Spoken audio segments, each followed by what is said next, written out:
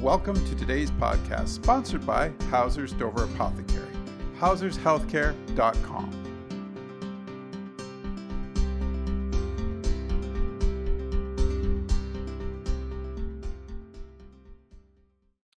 It's the Healthy, Well, and Wise show with Barb for March 2025, and today we're talking about cellular soup.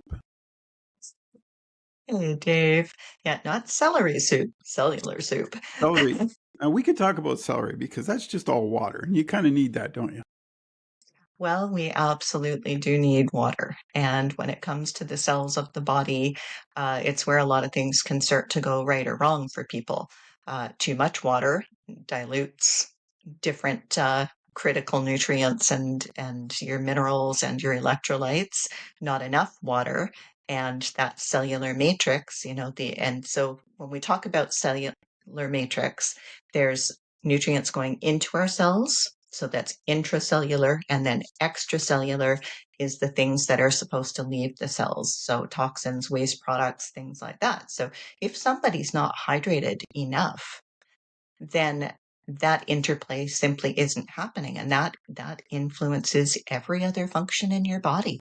That type of, the ability for us to absorb nutrients, the lubrication factor to our systems. I mean, we're 60 to 70% water when we're born, and that declines as we age. So that one little nuance in the context of a nutritional consultation is one of the things that we talk about. Uh, People that are constipated, for instance, if they're not drinking enough water, then things are hardening and impacting within the intestinal lining of their system. And then those waste byproducts are actually starting to recirculate. So if they actually feel like Yeah. it's because they're full of. I mean, the whole, and I just want to stick on cells for a minute because I don't think we really, I mean, you've broken it down for me before, but let's do a quick recap because I don't think people really understand the value, like you're saying, of just simply like a glass of water, keeping that body hydrated enough.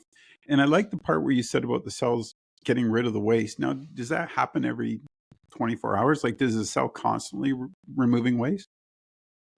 The cells of our bodies are constantly working. Okay. The body needs to be in what's called homeostasis or balance. And so our pH balance has a very narrow range where things are happening properly. Those cells are constantly working. And all of the organ systems, the central nervous system, all facets of that. There's never anything that's not working. Some of it is very subtle. We don't even realize that our breathing's being regulated, the heart rate's being regulated, all of these different, just to be upright, to go from a sitting or a laying position to standing upright.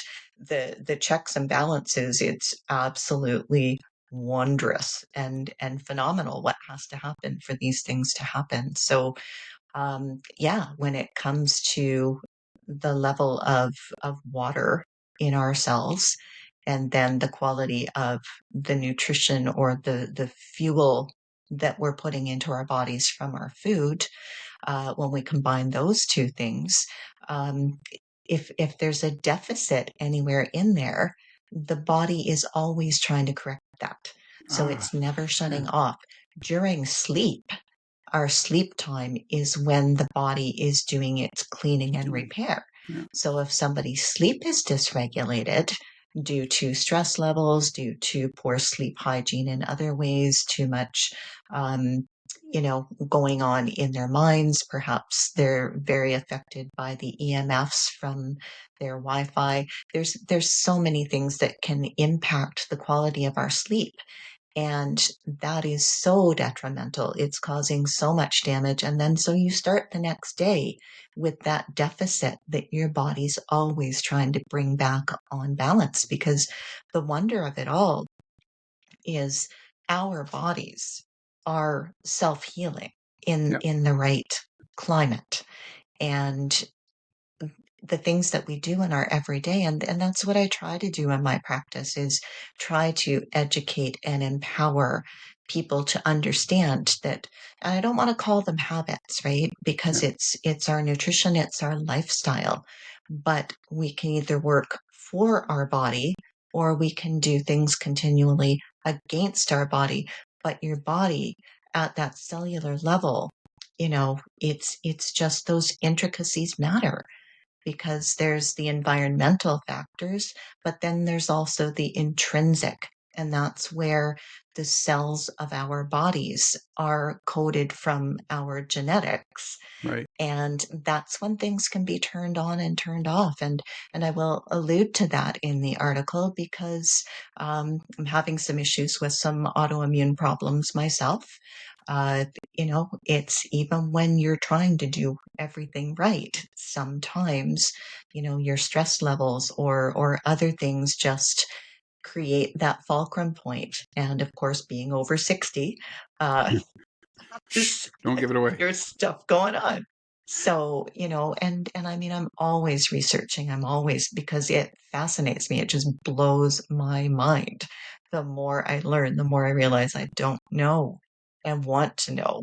But, I love helping people step by step, supporting them in the little things that they can do to make their lives better. I didn't realize because I wanted to back it up because you said about the sleep and the stress. So your mental health plays a part in your cellular body. Like Yes, it has an effect, right? it has a massive effect. Okay. Then you add Your in your genetics, right? Yeah. Okay. Exactly, Right. exactly. Our mental well-being and the way we are managing stress, because everybody's got stress. We've talked about this, until Yeah. we're blue in the face, basically. So we're But stressed. we are, and not getting less so. And a lot of that has to do with things that are outside of our control. So sometimes we need to give ourselves permission to step back. And I'm not saying we don't need to be informed, right? Because we do. We need to have a greater understanding and scope of the world. But it isn't selfish to step back and be looking after yourself because you can't help those that you love if you're not showing up for yourself. And when we are under a lot of stress and strain, especially chronic, okay, because some people are masters at years and years and years of managing stress, right? They Yeah. they almost take pride in it until the wheels start to fall off. And when we are chronically stressed like that, it creates a cytokine storm, an inflammatory storm within the body. And then, depending on your own genetic coding, sometimes that can turn on genes or turn off important genes that are protecting your immune system or regulating your immune system. So, autoimmune systems, the body actually starts attacking itself when people have an autoimmune problem. Some Yeah. people have, their immune system is too depressed, sometimes it's too heightened, but it's got a sweet spot. And managing that to understand what our bodies are, and that's where the symptoms are clues, and we've Yeah. talked about that Yeah. enough times. But yeah. Does the cellular content when it's I and you can correct me on this if I'm wrong, but I always felt like after a good run, I've cleaned out the dirt. Does that make any sense? Like on a cellular level, are you flushing out that system? You're sweating, you're working hard. Does that help your body? I guess redevelop or like I get the sleep part because I do understand that totally. I need if I'm Hmm. going to train for Hmm. something, I need to have my rest. But I always feel really Right. good after a run because I'm sweating everything out and I feel like all the toxins are coming out of my body. Is that Hmm. cellular related? Oh, 100%, Okay. 100%. But what for one person will be acting in a very positive way can actually be very detrimental for the next Oh, person. I didn't know If that. Okay. yeah, so if their adrenals are so stressed and flat, Right. they can't maintain a proper um, mineral balance in the Gotcha. cells of the body. Okay, so they S- may feel flat out after even Depleted. just a tiny bit of exercise. So Yeah. that's where that listening comes in.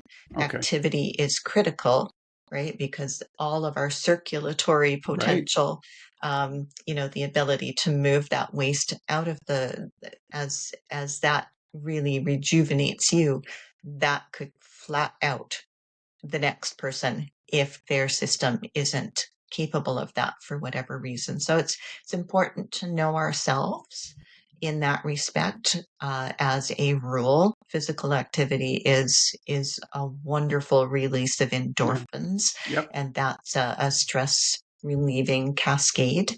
So it is important for somebody that isn't well. Just being out in nature, Right. at just a nice walking pace, Exactly. hug a few trees, watch out for poison ivy, ticks, all that stuff. But, being out Please. in nature is in and of itself, it's something your body just thrives in. So that's really important to be understanding yourself and knowing what the right level of activity is. But inactivity is just, it's use it or lose it. We But with the need right, to move. yeah, the right level of activity goes back, probably has a component of that genetic compound in it, right? Yep. So there you Yeah, go. it That's the certainly cycle. does. Yeah.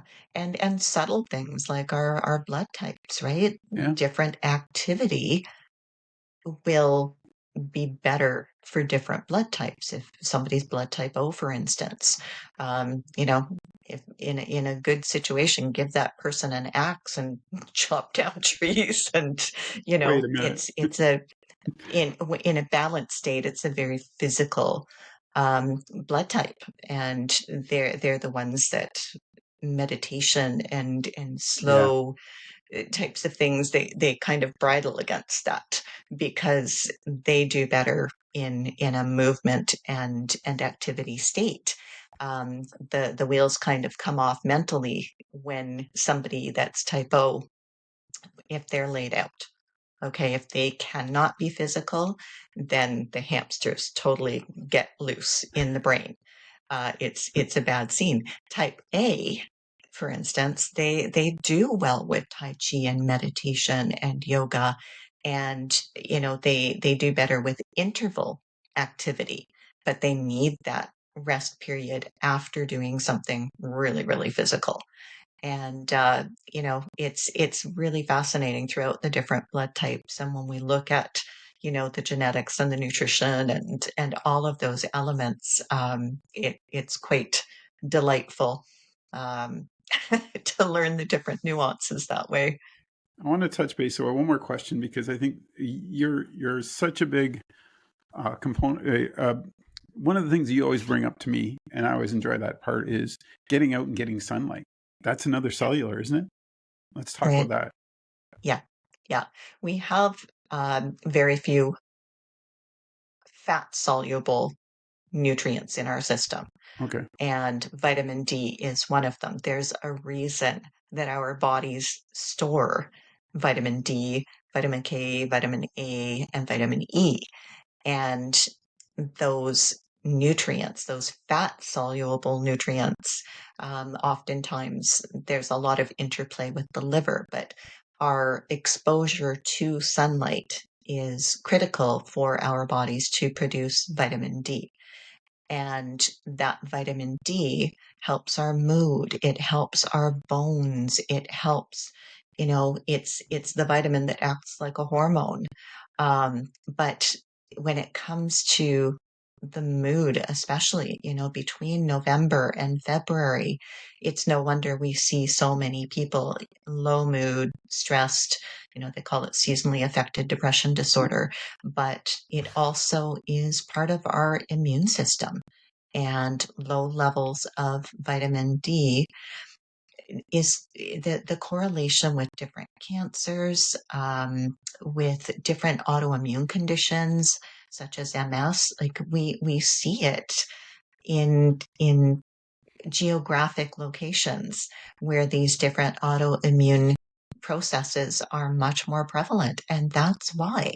It has to do with our, exposure to sunlight, um, and not everybody has the same, the darker somebody's skin is, or the faster they tan, they have lower levels of vitamin D3 in their body. So Oh, it's really important, especially so for that person, to be supplementing, but you also want the right form.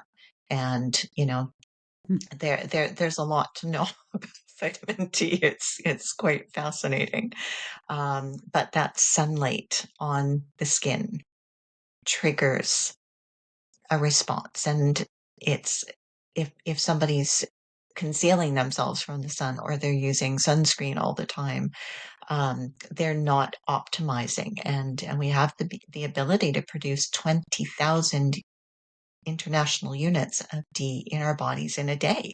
wow. And so many people are never, so if I didn't you know it. figure if you're taking only 1 or 2,000, but we've Yeah. got 6 months of the year where we can't produce it, period, and the other 6 months, maybe you're putting on sunscreen or using clothing to shield, then, you know, yeah, let's look at the mood, let's look at the hormones, let's look at the bone health, let's look at Yeah.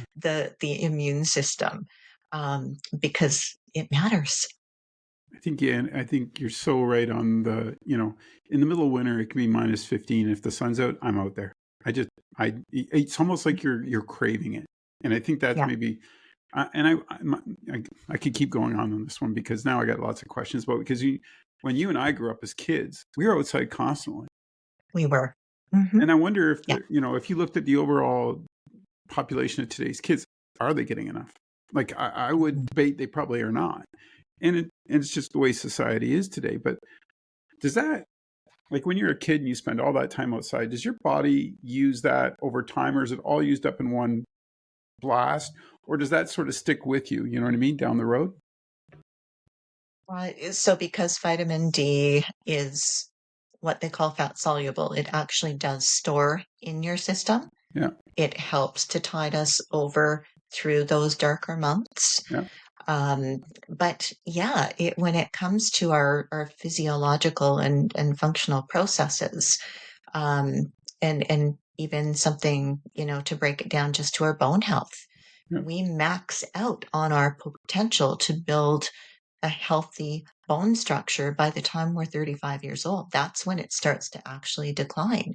Oh, So that time as a child, like they're actually starting to see cases of rickets again, which it's yeah. been like, you know, decades, if not centuries, since that's been an issue.